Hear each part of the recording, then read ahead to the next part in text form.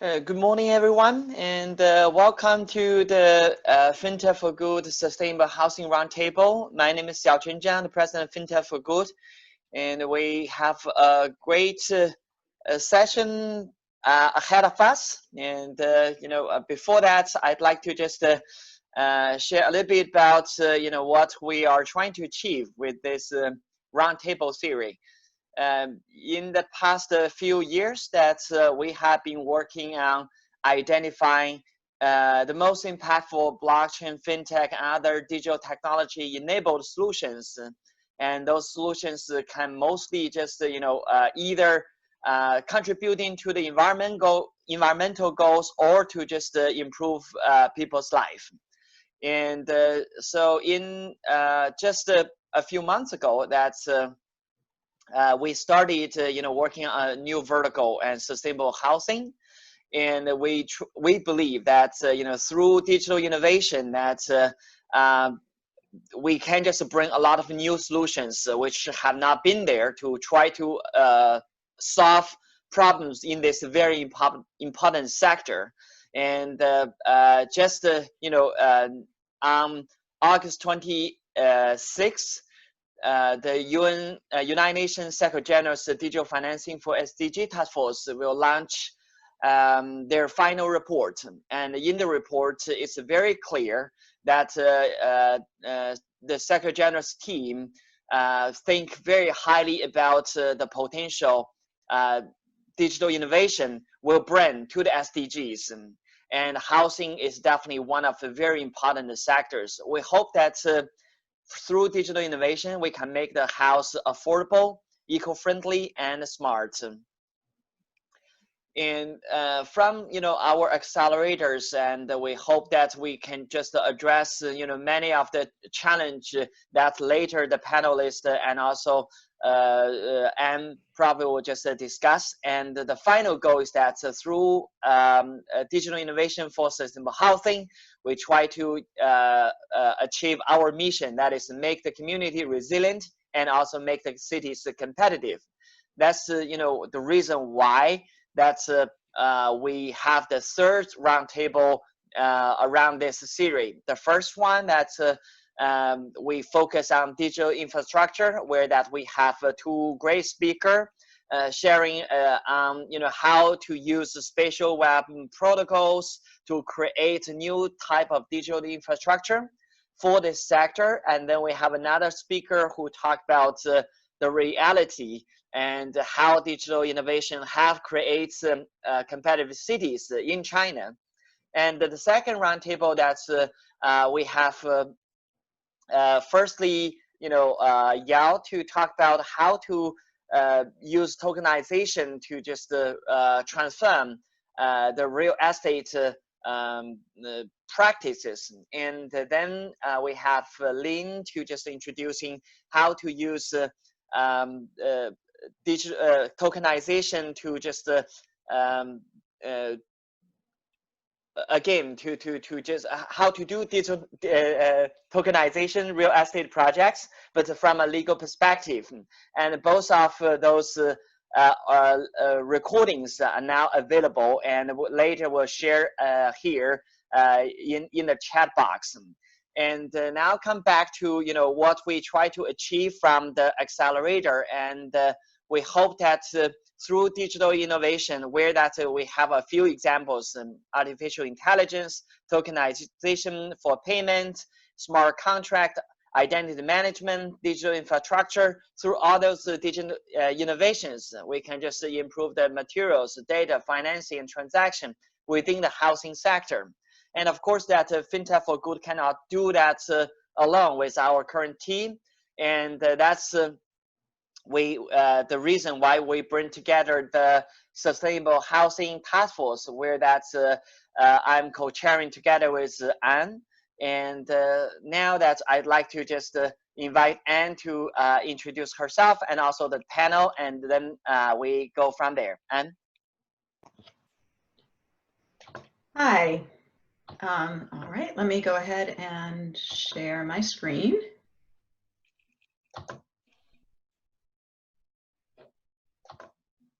Okay, Great. Can everybody see that? Yes. Okay, great.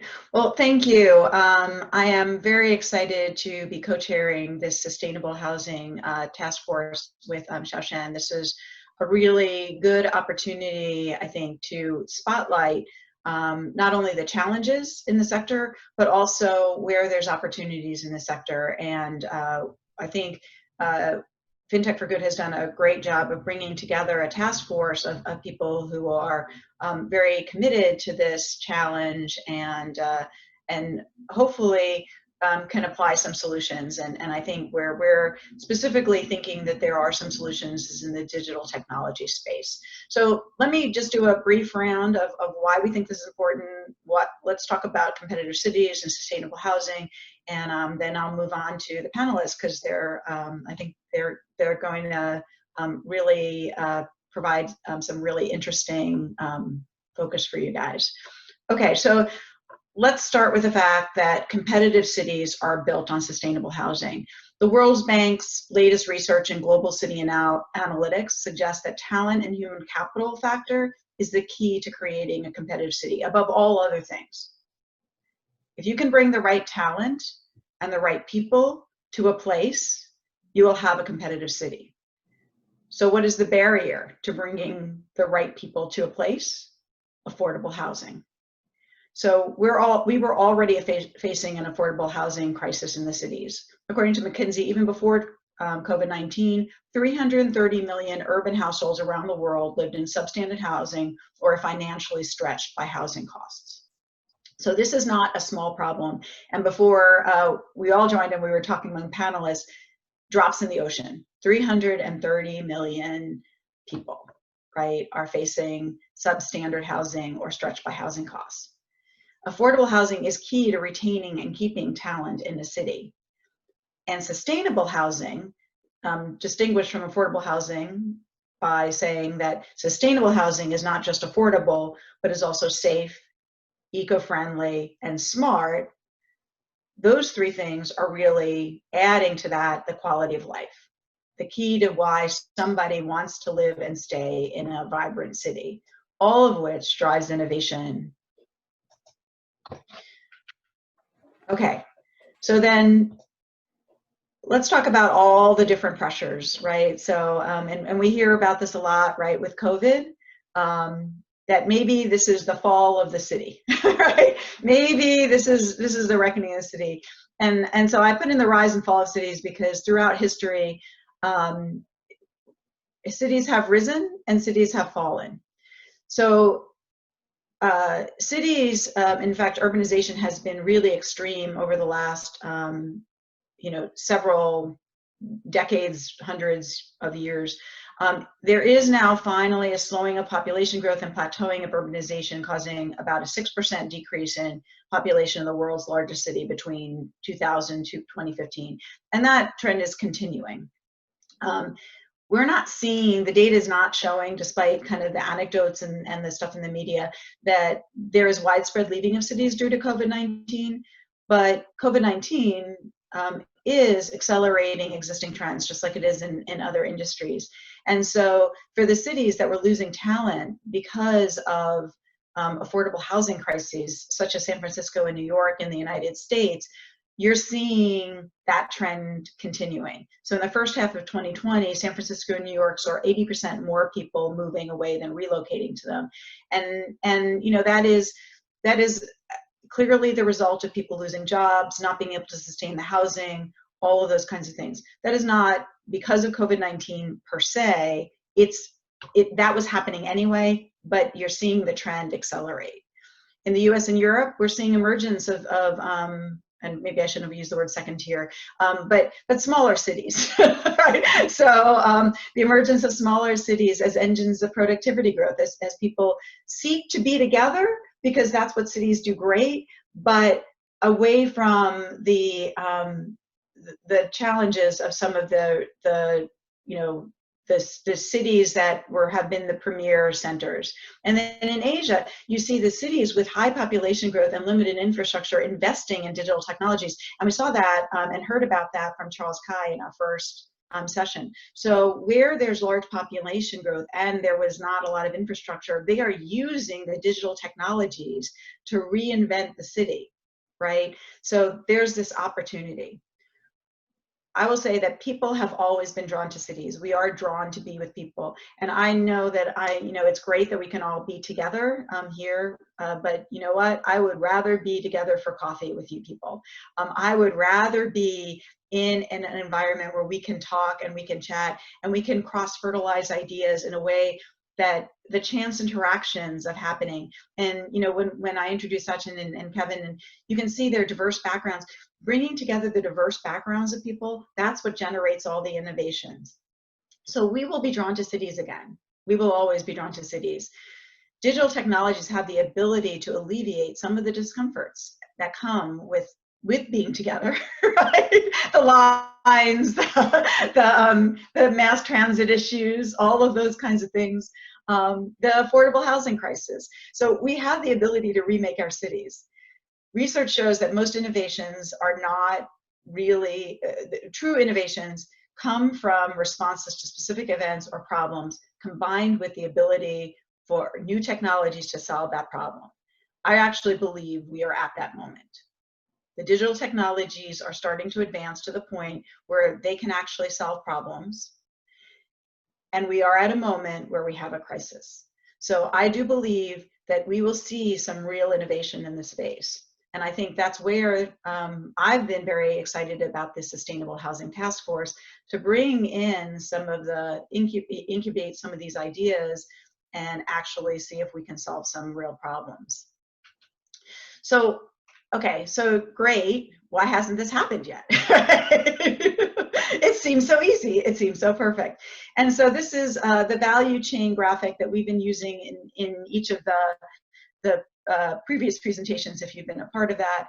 And this is just a way to sort of show why it's complicated. So across the top, we have sort of the value chain in creating affordable housing. We've got the development, the initial development of property and housing. And that takes a very long time, much longer than it should take, and is actually one of the sources of challenge. And then there's all the financing associated with it, both the financing associated with the development, the financing where it's the transaction to the individual owner, the financing of the operations, the financing of all of these things. And then finally, the operational, the maintenance, the renting, all of the utility payments, all of those kinds of things also associated with maintaining and also refurbishing housing that exists, because housing, as we know, is not a one-time develop and then leave it, and the minute it's there, it's like everything else, it depreciates. So there is continued work through the operation and refurbishing. Then on the left-hand side, you can see that there's a private sector, and that private sector makes it sound like there's one thing, but it's not one thing. There are many, many, many organizations across this value chain in the private sector that are involved in housing. Then we have the public sector, and the public sector also has an important role. And actually, I should say, so the private sector's role really is they bring capital, they bring innovation, they bring usable design, they bring all of those things that are very important to this value chain. The public sector also, though, plays a really important role, and they have to think about the public good. Housing is not just a consumable good that we can do without. Housing is a human right. And so we have to think about the public good associated with that, and that is the public sector's responsibility. They also bring subsidy because because of the public good, there needs to be some subsidy involved sometimes with housing, and they bring that subsidy. They also bring the interoperability, and I'm still trying to replace that middle graphic in this particular value chain, but what I like about the graphic is it shows the interoperability, and it shows the infrastructure that public sector needs to bring, because they set the rules, the interoperability, so that the private sector understands the rules in which they can plug in and provide value, right? And if it does it right, it has a smooth moving, right? And if you do it wrong, the cars start to crash. So that's what I kind of liked about that graphic. And then finally, the public sector can bring scale. I also have an entire row of nonprofits here, and the reason for that is the nonprofits work in the community, and they play an important role as well as bringing subsidy and understanding the community needs, aside from both the public sector and the private sector. Okay, so what that brings is we have a complicated ecosystem, but we also have this opportunity, the public-private partnership. And this is from the World Bank in Competitive Cities. What they have said, and this is a direct quote from them, what they have said is that in the most successful competitive cities, business leaders were consulted about their needs and the constraints they encountered in their operations. Infrastructure investments were made in collaboration with the firms and the industries they aim to serve. Skills initiatives were designed in partnership with firms, ensuring that curricula addressed their practical needs, and industries were supported where they had real commercial potential through collective initiatives with the private sector rather than through the public sector alone. We believe that it's complicated, but it is also an opportunity. And this is a place where digital technology needs the rules of the road. You saw that in the first session with Dan Mapes, saying we have new protocols, we have new ways of digital innovation, but we all have to use this. It all has to be interactive. So with that, I think hopefully that frames the conversation. And with that, what I would love to do is introduce you to our two panelists, which is, I think you're in for a treat here. I saw their slides, so I'm excited about it. First, we're going to have Sachin Matawa, who is a founder and CEO of HomeCloud. It's a real estate fund investing in single-family rental homes across the U.S. Sachin has previously worked with Fortress private equity firm and Icahn Enterprises, overseeing the real estate portfolio for Carl Icahn, and has extensive experience working with multiple real estate asset classes, including home building, distressed assets, construction finance, office properties, and industrial assets. And then next up, we will have welcome, Sachin. And then we can't do the, and then after that, we will have Kevin Carlson, who's the Chief Development Officer of the Housing Authority of the City of Wilmington, North Carolina. And Kevin sort of made it into the housing space in his sort of later career phase as he actually went into the Wilmington and saw the need, but in his previous world, he worked with over 11 investor-based startups in multiple sectors and has a wealth of previous corporate experience. And so he brings sort of the background of innovation and corporation, and now he's seeing it from the public sector side. And so I think that's a really interesting perspective to bring here. So with that, I am going to stop sharing and stop talking, and I will turn it over to Sachin. Thank you, Anne. And thanks, Jachin, for the introduction and for hosting this discussion. Really excited to be here. And let me just share my screen.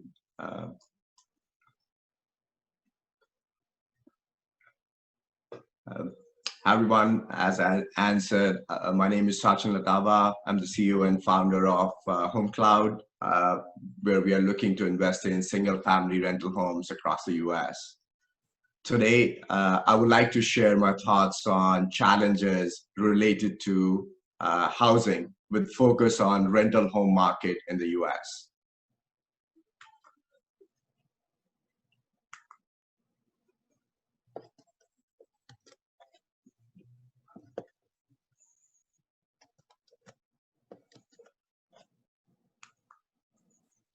Sorry. Give me 1 second. The slide's working. Here we go. Okay. So why is rental market important in the housing discussion?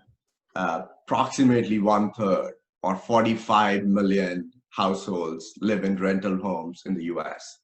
So it represents a significant size of the overall housing market in the US. And all of these stats, I think we're going to talk about, they are more US centric, but just frames the discussion in terms of what we are facing in terms of US issues.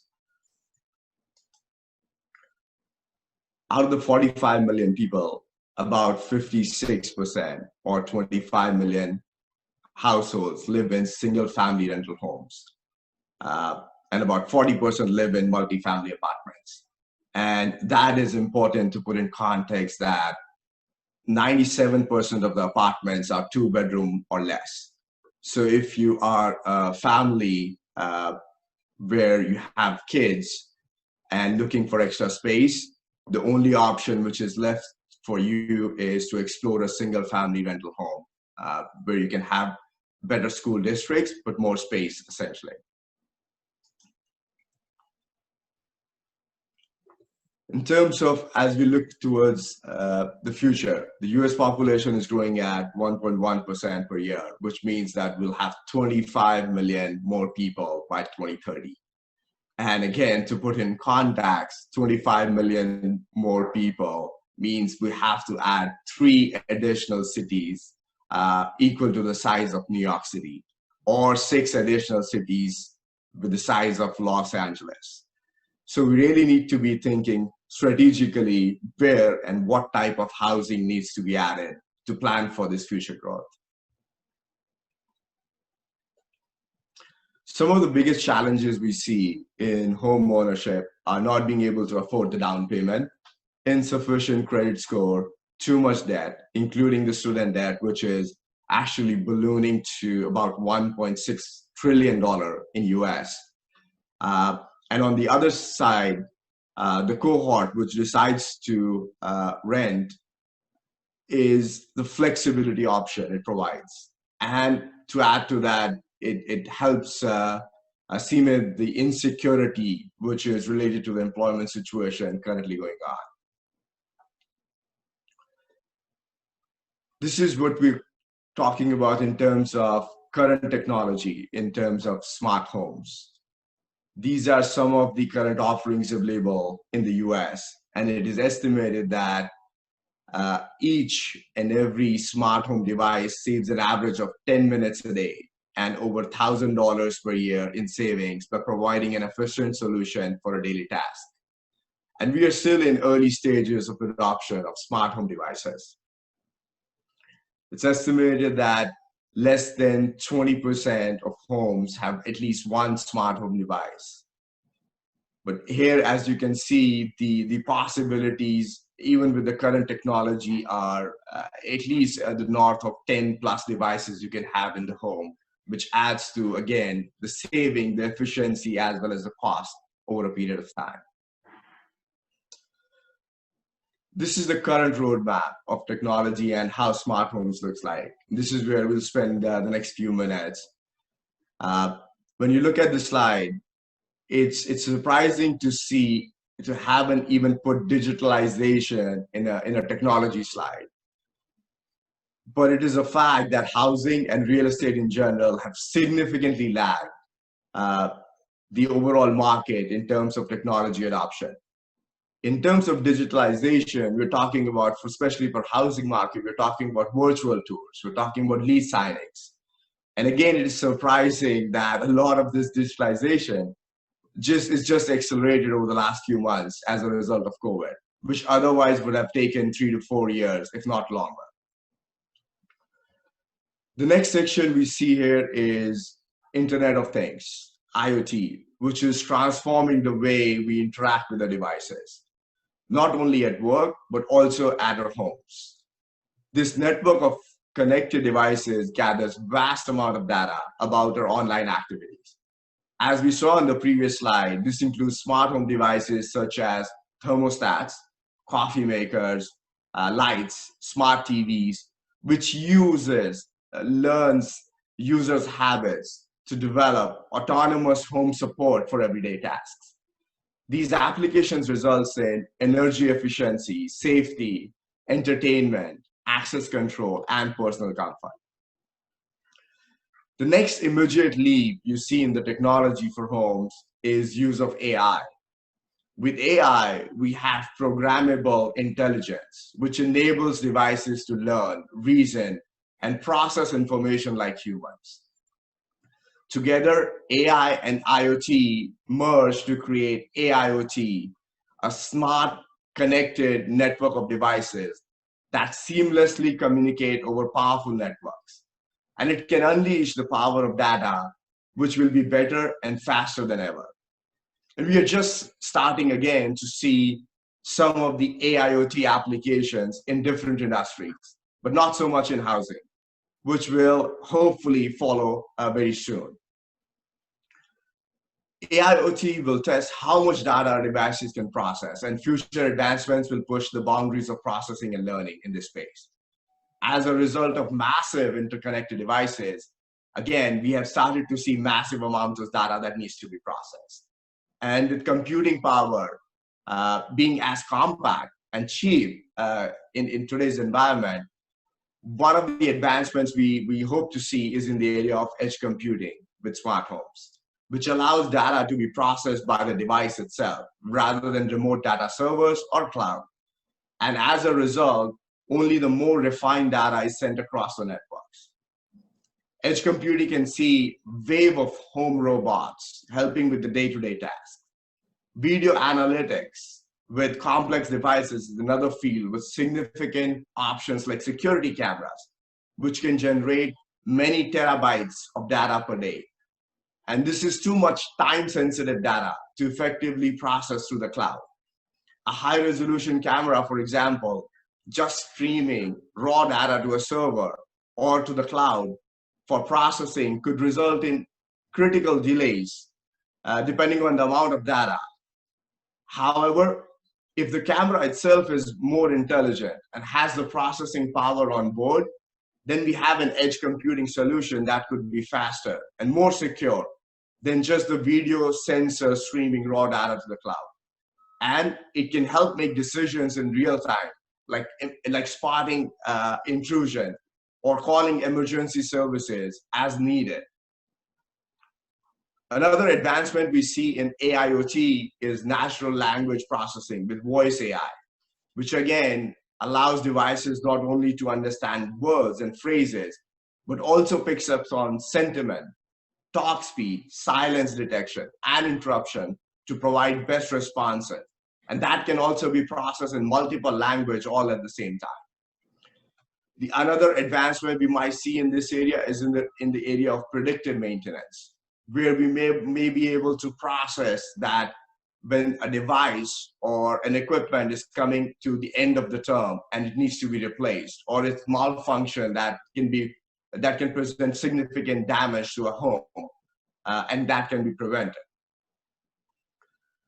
So with all of that happening on the smart homes and the AIoT, IoT space, it's not only working in vacuum. We have major macro trends. While we see advancement on these smart home technologies using AIoT, there are several macro trends also in play, which will shape the technology being developed and how we interact with these devices at home. One of these trends, which we hear about it every day now, is a move towards autonomous vehicles, which we will likely see in very near future. It will reshape the housing in more ways than we can currently imagine. We all know it will allow for commute times to be more efficient and stress-free, but it will also likely reshape the layout of the homes with reduced or no need for car garages, for example, leaving up to each one of us to reimagine what could be done with the garage spaces. And again, it could prove to be one of the solutions towards current housing shortage in the US. The second macro trend is 5G. Again, we hear about it every day now, and it will become more prevalent, more adoptable within the next year or so. The mobile networks with such high speeds and zero lag for real-time data processing will allow AIoT devices to be highly effective, and it will drive further innovations in this space. The third macro trend, and we touched about in previous discussions with Dan and Yale as well, is smart city innovations, with investments going towards improving public safety, transport, energy efficiency. It will have direct impact on how the housing is impacted across the various cities. And last but not the least, work from home trends, which again, Anne also touched on it briefly, are reshaping where we live, how we live, our design of the homes, and the trends which were already in the making. A move towards suburbs is accelerating a little bit. But again, the lack of housing in the suburbs also presents a challenge in itself, which means that these trends can only be accelerated to an extent.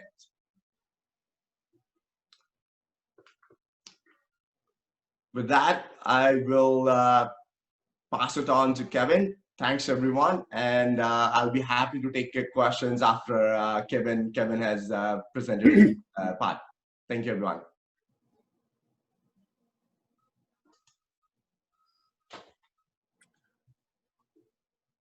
Okay.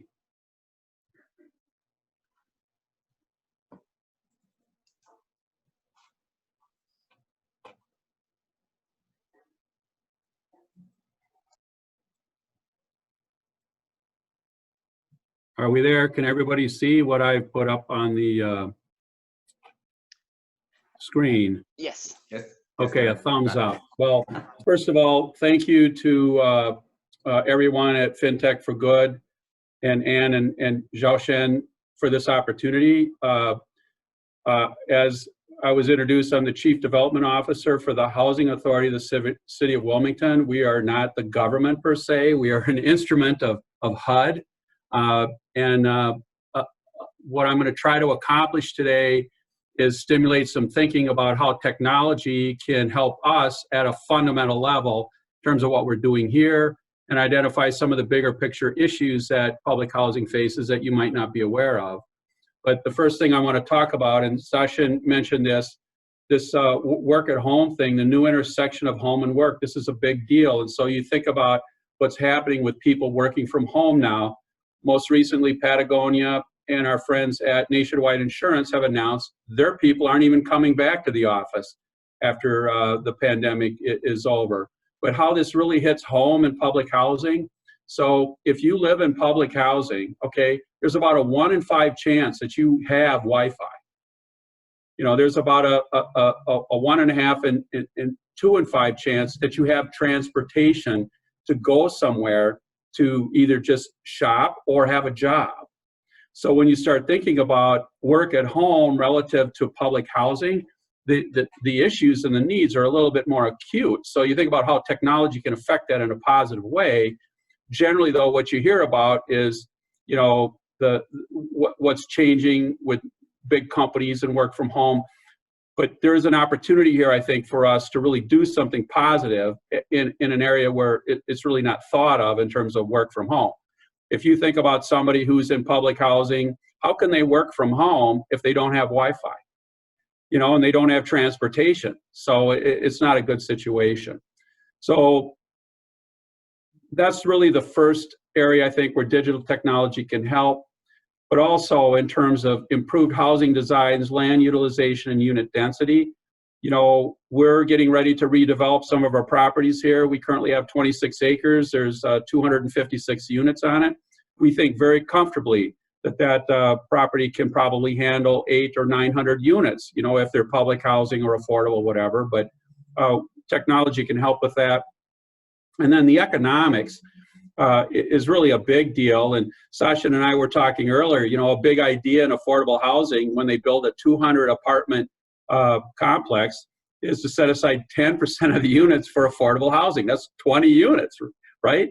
That does not even make a dent. So how can we use technology to improve our understanding and the application of the economics? Just a little bit about WHA. We were chartered in 1938. We were the first public housing authority in the state of North Carolina. We manage 1,100 public housing apartments. We also administer 1,800 what is called housing choice vouchers. So we have residents that live in public housing apartments. We also administer vouchers, which our applicants can take and use to secure housing in privately held apartment buildings and multifamily. The wait list we have for apartments and or vouchers is over 2,800 families. So if you think about Wilmington's an area of about 250 to 300,000 people, we have 2,800 families on our wait list just here. We don't have space for them. 60% of our apartments were built prior to 1960. In fact, roughly 500 of our units were built in 1943 and 1944 as military housing as part of World War II. And in fact, our one property, Hillcrest, which was built in 1943, was built as temporary housing. It was never meant to be permanent. The first time that it was recommended for demolition and disposal was 1947, and we have 256 units that people live in right now. 84% of our budget is HUD funds, so we're a HUD administrator in terms of the funds. And you know, HUD is making changes in terms of what they're doing, opting out of the public housing business by forcing us and really pitching us on different programs they have to privatize what we're doing. Success definitions for WHA, and really this is what's on my list. Deliver 3,000 new affordable housing units to this marketplace within 5 years. Tall order, but we can do it. We want to convert our budget from primarily HUD, 84% HUD, to 35% 60 HUD, 65% private within 5 years. Get out of the HUD funded private or public housing business. Redevelop our communities with new public-private partnerships. Ann talked about this a little bit. Deliver to our residents the mixed income, mixed use neighborhood communities that they're proud to live in and be part of. You know, get away from this concentration of poverty and no transportation and frankly, no hope or options. So some issues that we have in southeastern North Carolina in terms of housing shortage, we calculate that to be 16,000 units by 2024. It was previously talked about housing cost burden. 37% of the households in this area pay more than 30% of gross income for housing. This housing cost burden issue is a big deal. 30% of gross income, most of our residents, or a large number of them, are paying more than that. Our communities are not integrated, and mixed use, mixed income, if you talk to people, oh yeah, that sounds good, it's just not happening. And our commute time, we mentioned this in the pre-work, over 40% of the workers in New Hanover County commute to their job over 50 minutes each way every day. And that's, if you ask them, we had to close the hospital at the last hurricane because 60% of the people that worked there couldn't get to work because the roads were closed. And when they asked them, hey, why didn't you live close? He said, I can't afford it. So a lot of talk about sustainable housing. How do I or we define it here? First of all, it's got to be available. You know, we're short. Sustainable, we should have some available, right? People need to be able to afford it. People want to live there. You know, even in our public housing communities, a lot of times people, they'll come up on the wait list. They don't want to live at Houston Moore or Hillcrest. And, you know, that's all we got, sorry. People can achieve continuity of use, and sustainable by that, the economics that go with. Hey, you can get into a property and you can start living there, but how do you stay there? And especially as the world changes, you know, your work changes and locations change and all that kind of stuff. How can you sustain the continuity of use? You're not cost burden, you're paying 30% or less of your income for your housing costs. And we've got integrated communities that create efficiencies of use and continuity with our people. And that's what I have to chat about. Glad to stand for questions and take some, and I appreciate the opportunity. Thank you.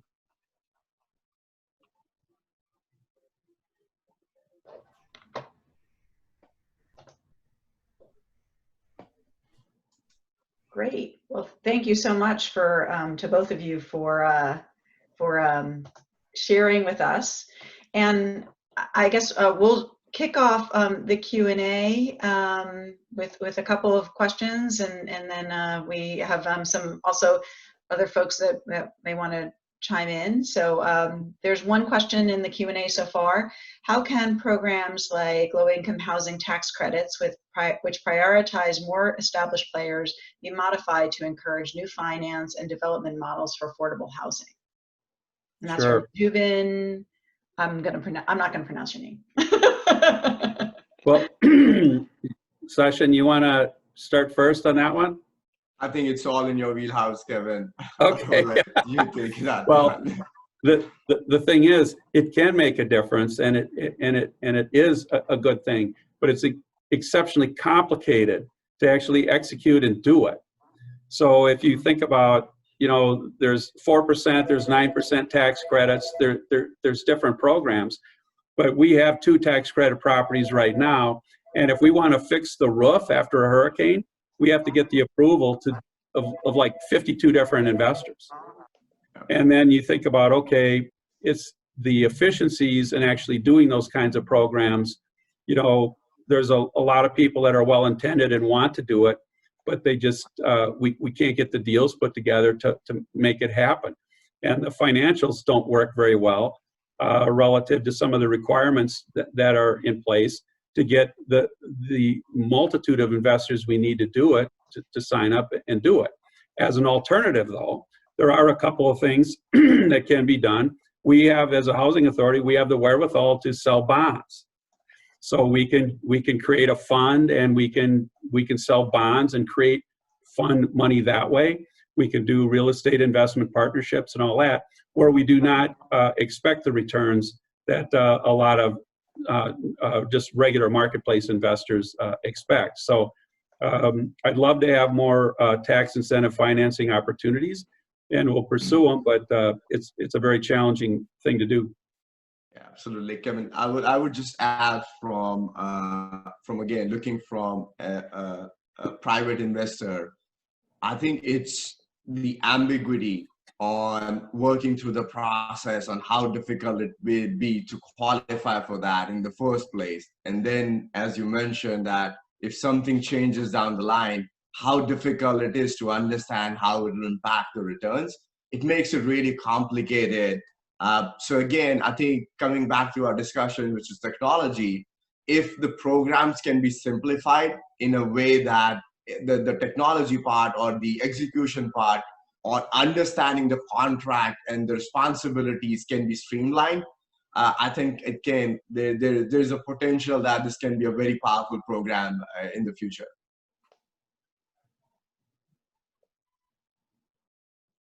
Thank you. Hey, I have a question. I'm curious, just sort of going back and to some of the points that you raised in the introduction regarding resilient communities, competitive cities. There seems to be this tension between the technological pieces that Sachin is describing in terms of Internet of Things and bringing such technology to the home, connecting all such devices in the home, and walking that balance of affordability, particularly when you're looking at the types of income-related issues that Kevin is facing. So I'm wondering if maybe the two of you can talk a little bit about how you reconcile the types of technology, Sachin, that you're talking about, and the types of people and income levels that Kevin is discussing. Yeah, I mean, like I can start there, Nancy. Thanks for the question. I think this actually changes the balance quite significantly between if it's an owner-occupied home versus a rental home as well, in our experience, right? So if you think about an owner-occupied home, you have to make a decision for yourself. Is it saving you enough money, for example, and is it adding to the comfort for you? And are you willing to pay that price, right? The balance really changes in case of a rental property. And again, I think Kevin will speak to that as well on the apartment side as well. On the single family, I can speak in a way that the benefit, so to speak, is to the renter, that they are getting the convenience, they are getting the added value for being able to use all of these devices. But the cost has to be borne by the landlord. He's the one who will actually get it installed, who would basically would like to see a return on investment for that, right? And it's not as clear in terms of making that link and making sure that they are incentivized to make these improvements. And it's not only for smart homes, it's general improvements in the single family rental spaces, like kitchens, bathrooms, and the conditions some of these homes are.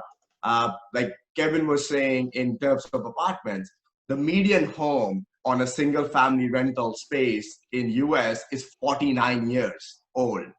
It's really old. And the condition, not only for not smart home technology, but the general condition of homes is not in a great shape. So there is always a balance. And what makes it even more complicated in the rental space is the existence of property management services, right? So some of these things, some of these smart home devices can be seen as making the job of a property manager more easier. But in most cases, they would not reduce their fees on what they charge the landlord. So again, it's a imbalance between, and it highlights the complicated ecosystem we have, even in a rental space, which is again 3 parties: landlord, renter, and the property manager. The benefit goes entirely to the renter if you make these upgrades. It makes their life easier, it makes their life safer, and it adds the quality of life in terms of having a better quality of life for the households. The investment piece makes it complicated on who's willing to make that commitment, who wants the instant return on their investments, or somebody who's looking for a long-term play and saying, if I add these value, I would have a better quality tenant. I would have less turnover in terms of tenant. They would stay for longer. So in the long run, it really does add value. It's the balance between, for the landlord, in saying, is it an instant gratification, so to speak? Can I charge $100 more on the rent? And in most cases, the answer is no, because again, the households are already constrained in terms of what they can pay. So I don't want to take too much time, because I think Sachin did a great job. What I'll add to that is twofold, right? One is the complexity, and it gets worse as we talk about things, and obviously eco-friendliness as part of sustainable housing is one of these, where the benefits often accrue to the community or to future selves, right? And so one of the challenges is being able to capture that value and somehow spread it. And this is where public-private partnerships and sort of the good of the economy, how do you actually monetize the future payments of, for example, lower utility rates or lower carbon emissions or those kinds of things? How does that get funneled back into the development cycle? What I'd say from a more short-term perspective, and would also like to hear your perspective on blockchain, but what I'd say from a short-term perspective, in terms of looking at innovators that are out there and trying to generate ideas, some things are easier than others, right? And so drops in the ocean, right? So certain things are easier with rental properties. Other things where all the needs are aligned, right? It's a little bit easier. And I think of things like that are gaining traction, like ADUs, accessory dwelling units, where the people who are renting it out and the people who would be getting affordable housing very much aligned, private money, that kind of thing. Where the misalignment comes in terms of community and traffic, right? So where does technology help to alleviate or think about helping people not worry about having increased density? So if you pick a sort of, each of them have a different, what's that story, right? All homes are unhappy in their own ways, or we're bad, or whatever. Happy families are happy all in the same. Unhappy families are unhappy in each of the ways. Each of these different market niches have different challenges, and so one of the things as an innovator is pick one where the technology can solve the big problem, and that's really the market opportunity. And is it going to solve everything? No, but it'll solve something. Yeah, and probably this is also a good time to just collect the last round of questions, and then we can just have the speakers to just answer them all, and maybe let's start from Ferris. Hey, good morning. This is Faraz Kumsiya. Can you hear me okay? Yes. Yes. Okay, very good. Well, thank you for this time and for your comments. Part of the biggest thing that I see impediment to housing is construction costs. Construction costs continue to escalate over time. And for us to be able to build more housing, we need to build them cheaper and faster. The challenge is there hasn't been technological advancement to help us figure out how to build houses cheaper and faster. So I'm just curious, what do you see in the marketplace, if any, related to how we can build housing faster and cheaper? My experience, I work for a national developer. We do a lot of mixed income, mixed use properties. And our challenge continues to be, how do we build homes that are cheaper, overall construction cost, and faster. And we build our range is all the way from affordable housing all the way to very high-end luxury housing. And I'm not, when I talk cheaper, I don't mean cheap quality. I mean the construction cost overall is extremely high and continues to escalate. And we've been looking into modular housing. And when you compare apples to apples, the cost of modular housing continue to be higher than conventional housing. And when we do a lot of low-income housing tax credit and mixed income properties, when you have all the HUD regulation, Davis-Bacon, and local jurisdictions that have other regulations, they add premium to the construction cost between sometimes 10 to 20%. And all of that ends up being either the tax payer have to come up with the difference because local jurisdiction have to pay for subsidies, or the project ends up being not economical, and where we choose not to move forward with it. So I'm just, again, in summary, I'd love to understand or hear your perspective on how you think we can build homes. Yeah, I'll jump in on that one. Ferris, I think that where you're going directionally, this is Kevin Carlson, by the way, where you're going directionally that's a great question and a great point. And I'll just tell you, my analysis in figuring this out, we're raising a fund so we can invest or put in unencumbered equity into housing to subsidize it without an expectation of return, let's say, to the point where it can be affordable and it can be built economically, and it can be built in a way that will sustain and last and be around. And so moving the investor interest and foundation grant interest, let's say, into real estate funds where we can hit loan to value, or maybe put 30% of the cost in unencumbered, and name the conference room after the foundation or the entity or whatever, and then the math works because the amortization on the return is based on 60 or 70% of the actual cost of building it. Yes, thank you. Maybe that's Zubin. Can you just also add your question, and also Changhua, you can add your question, so then we can just come back to the speaker later.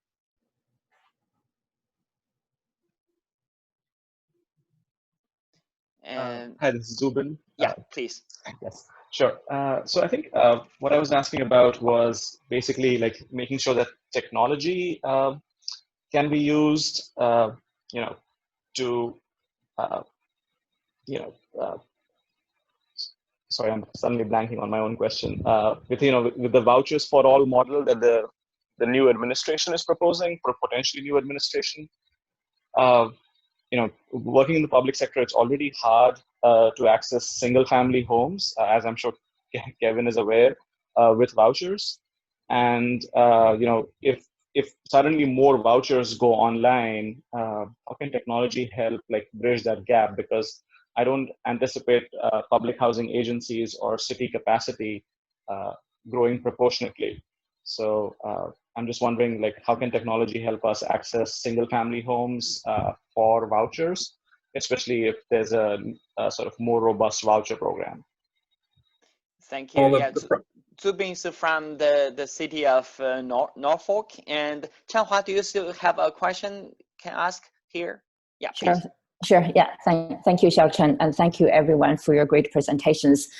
So my name is Changhua Wu. I'm the CEO of Beijing Future Innovation Center, which is a technology innovation platform, mostly focusing on sustainable development in China. I did have a couple of questions, but now I'm going to focusing on one thing. Particularly from what's happening now in China. So a couple of things. One, Chinese government is advancing very aggressively around the new infrastructure. So smart green cities actually definitely going to be a big part of the agenda in terms of deployment. Secondly, there have been many innovations happening in China around the smart home, right? Particularly driven by private sector companies like Xiaomi and Haier and, the conventional sort of industrial players there already. Now, when we're talking about data, digitalization, digital, smart, so this is sort of privacy or ownership or governance of this sort of data becoming a very critical factor, right? I'm just curious, actually, in terms of, the data ownership, the governance of, this is about home, right? The individual, household, the individual's privacy. How do you see or how do you handle typical critical issues like that? And I would be curious. And then secondly, because I've been working with the Xiaochen over the years, looking into sustainability agenda, I'm just, sort of thinking loud in a way, while listening through now the third and now the series. I've been sitting on the series around the table actually all the time in the last week or so. Just curious in a way, say how to link, the Chinese city and U.S. cities. In terms of really working more closely together. We do face different situations, right? We're seated in different markets there, so we're dealing with the different challenges there. But digital technology perspective, we do share, right? There are a lot of commonalities there. So that's the sort of second layer I'm thinking about, how the two largest economies, let's put aside the geopolitical conflicts, that they're really building up more connectivity or partnership in order to work together to advance the agenda. Thank you. Yeah, thank you. And now let's just come back to the speaker, and each one of you can pick whichever question you like to just focus on, and then we'll probably run a few minutes over time, and probably start from Kevin. Yeah, Shenghua, I just answered your question regarding smart home technology, but for the group, the question was, when and how are we applying smart home technology to our housing authority? And the reality is, of our 1,100 units, only 24 of them have Wi-Fi. So we're light years away from any kind of enhanced technology that most of us just think is normal. Our residents, their access to technology is either by a smartphone that they have before they moved in, or they've acquired while they're there, or in some cases they hook up, disc TV, but there is no inherent Wi-Fi in most of our properties at this time. So unfortunately, we're just not in a position to even go there. We're trying to figure out how to bring Wi-Fi to our communities. Yeah, so I would Yes, just 1 second for Zubin and Ferris. I think the questions about the cost and the affordability and how we can make, I think one of the inherent things which we struggle with is keeping pace with the demand. And it's pure economics 101 for us to understand is, if we need 1.6 million homes in a year in US and we are only producing 1.2, there is inherent shortage. And that shortage gets complicated and exaggerated to the fact that your wages are not growing, to, again, Ferris' point, the construction cost, which needs to be met up. So the gap becomes wider and wider on what the demand and the supply looks like.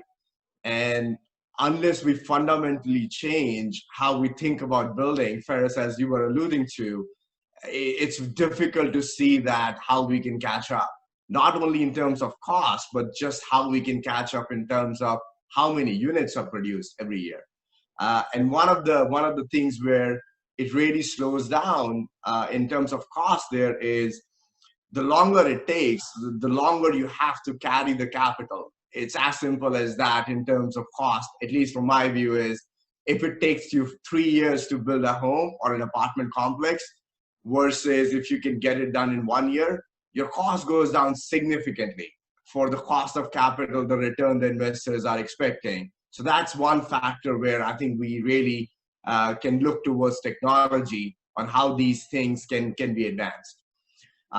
Going back to Chengwa's question on the privacy and the adoption of the smart homes, I think privacy is a serious concern right now everywhere, all the way from what we Google to what we have access in terms of face recognition cameras when we go into public.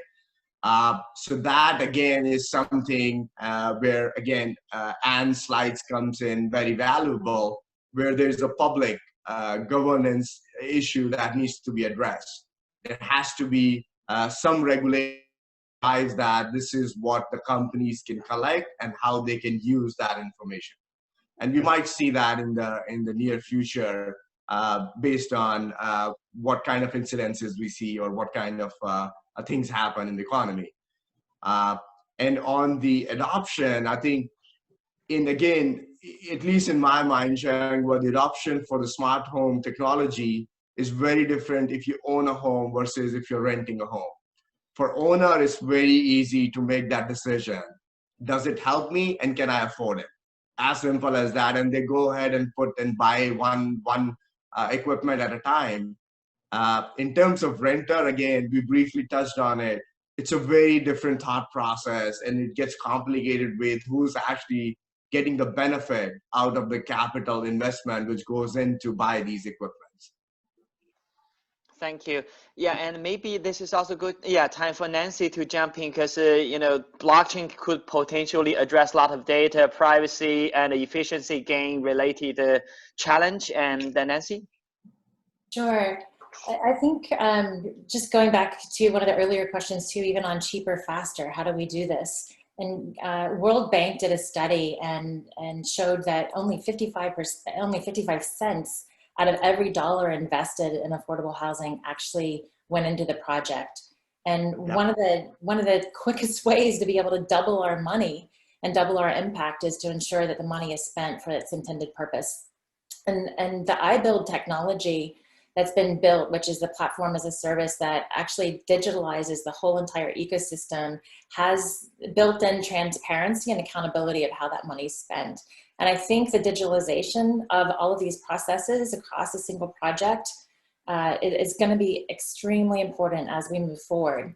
Now, some might think that this is much more of an issue in developing countries than it is in some of our more developed countries. But having worked on low-income housing tax credit projects myself, I can tell you that that is not the case. I think that it's more of a renowned issue in developing countries, but certainly in the United States, a lot of that money is going different places other than into the house itself. And even in some cases, the cost of that house is being maximized as opposed to minimized because some of the percentages of the payout are based on the cost of each unit, which of course is a disincentive to the people who are trying to keep it affordable or wanting to have it be affordable. In terms of the digitalization though, in terms of an entire process of construction, when you look at 80% of, in the developing world, 80% of the economy actually are relegated to building their own homes, just because the amount of the built environment is for typically 20% or even top 10%. Kibera in Kenya, as an example, they're getting on buses and they're going to jobs. They're working for the government. They're working, in the informal sector, maybe as nannies or drivers, etc. But because there's no minimum wage, you know, they're earning very little money, and the housing that's built isn't affordable to them. So they're relegated to building their own structures, and yet it's an informal process, and nothing has been assembled for them in terms of being able to formalize the process or weed out the fraud. And the very people who have the least to spend are the ones who are most become the predators, you know, and the one that lose their money the easiest. So again, bringing everything on to this digital platform and having all those transactions take place in a trusted environment, not only are you facilitating the spend of that money and increasing the efficiency and the quality of that spend because you're connecting them with qualified contractors and workers, but you're also aggregating data from an informal sector that didn't exist before. And again, this is also true in the United States. You go to rural areas, which of course is the predominance of our country, and it's very difficult to find certain contractors. You don't know whether or not they're qualified. Again, you end up with issues of payment. So, you know, being able to have, you know, escrowed payments and work completed before it's work completed before payments are made, and tying those things together through simple smart contracts. And then even, you know, going back to this digital thing, Sachin, I know you talked a lot about smart home, but there's so many issues that blockchain can solve, again, even in rural areas in the United States, regarding to conveyance, regarding to titles and deeds. You know, things are still being done on Excel spreadsheets and paper in a lot of our cities and towns. And being able to put this on blockchain, you know, around the world is a very easy solution. It's not that difficult to do, just by aggregating the input from, you know, the law firms and the banks and things of that nature. But anyway, I'll pause there. But just sort of going back to the idea and the principle that maybe one of the key solutions is being able to digitalize the ecosystem through a single platform. Thank you, Nancy. Yeah, before Anne to give the final remark, just a few logistic announcements. One is that from the chat room, you already see that we have posted the recording of the first and second roundtable there. Feel free to just check it out and you know, share with your community. And after this 3 roundtable, that we have another 2 in the pipeline, and one is still continue the digital innovation for sustainable housing, and Ferris is a speaker there. And another is on investing in sustainable housing, and we'll make announcements soon around this 2 roundtable. And in addition to this, and again, that if you want to engage in the with our task force or to be part of the Sustainable Housing Accelerator program, and you can see the email address there, info@FinTech4Good.co, and feel free to reach out. And then, you know, I'd like to also thank you, our speakers, and also every one of you. And now I give to Anne to close it. Yeah, thank you all, and especially because we are over time. I just really want to thank Kevin and Sachin for engaging with us and spending your time and sharing your thoughts. It was really helpful. And then for those of you also in the broader community who jumped in with questions and make it a really engaging, good conversation. We truly appreciate your thoughts, and you know, looking forward to working on solving this problem. And do look for us for the next sessions as well. Thank you again. Appreciate your time. Thank you. Thank you. This recording also will be shared with you. Thank you. Bye. Bye.